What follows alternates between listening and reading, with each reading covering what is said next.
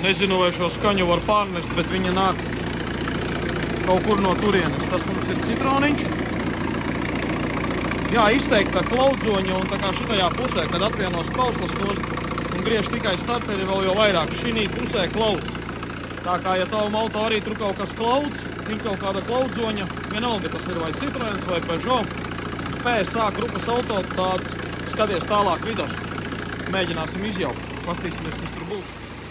Tādā, kā viss skaisti izārdīts, noņemts viss nost, un tā skaņa, tā klaudzoņa, to, ko dzirdējām, kas nāca no šitā puses, nu, te varētu pastīties, kur tad tā problēmiņa te ir.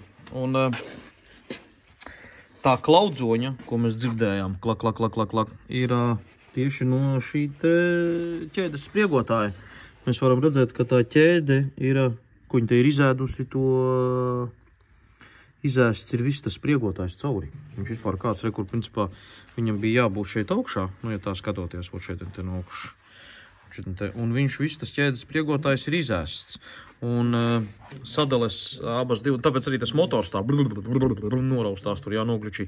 Tāpēc, ka vārsti, nu kā divi vali, ja, vārsti tiek spiesti, un viņi nekorekti nepareizos momentos, tāpēc, ka ķēde ir izstiepta. O, kur vēl mums nāk gabaliņi, jā. Viņu vienkārši ķēde nav nostiepta, ķēde ir diezgan brīva. Nu, šādi, redzi, viņa tā ļar, jā, pilnībā brīva. Vēl jāpārbauda viņas arī spriegojumu, tā ka viņi varēs noņemt nost, tad varēs redzēt, cik pati ķēde ir izdelusi. Bet galvenais jau ir tas, kad ir izjūt šis spriegotājs, un ar tas klaudziens klak, klak, liekas arī kā sprauslas būtu beigtas, bet īstenībā ne sprauslas, nu, bet kā redzam, šī te ir tā problēma. Un, laikam, tiem PSA grupas motoriem mēdz būt šī te problēma. Un tad arī jums var nestabili strādāt tušgaitā, ka ir tās noraustās. Varbūt ir jau sācies dilums šim te spriegotājam. Viņš te diezgan elementāri, principā uz divām skrūvēm te jaucās ārā noscīt, jāpārbauda, vai vēl kaut kas nav sabiris.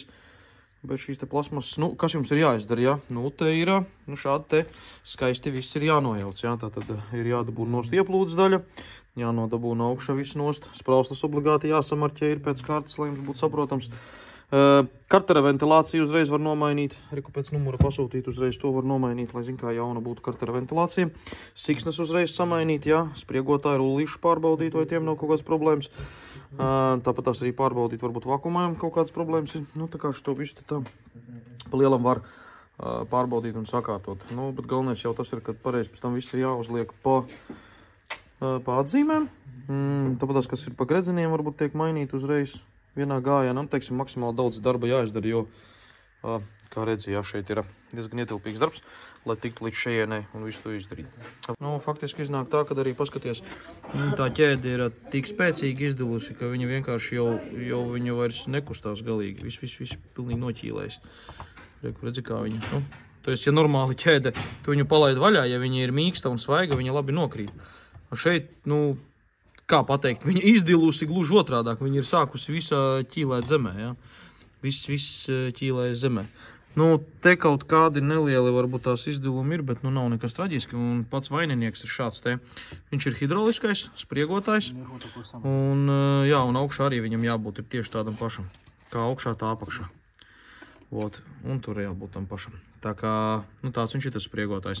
Atnāks jaunais, parādīsim, kāds izskatās jaunais, bet, nu, te var redzēt, kas noticis ir ar veco. Arī blīvslāgs mainīsies, visticamākais reiz, un te var redzēt, arī ir kaut kāds iznesums šeit, te, kur vienkārši tā ķēde vienkārši sitās pret šejienu. Nu, ir ilgi braukts, kur nozīmē nobraukt gadu, kad tev tā klaudzoņa sākas ar vien izteiktāk un izteistāk, salūž šis te, un tad viss paliek ar laiku tik vienīgi sliktāk.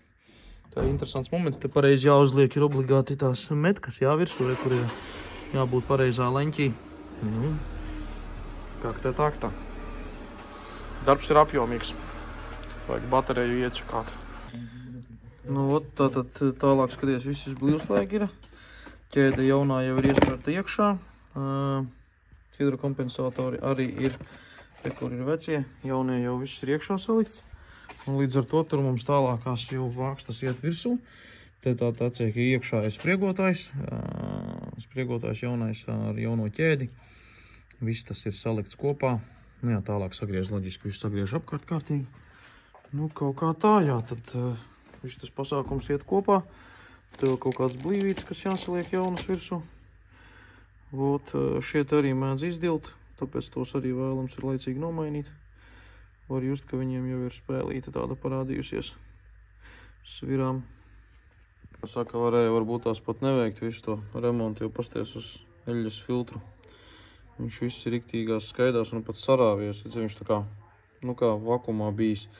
Viņam tā eļļa ir gājusi cauri, faktiski izveidots vienā pusē jau retinājums, un viss tas vidējā daļa pilnīgi sakļāvusies ir kopā. Un vienkārši ļoti daudz to skaidu metāla.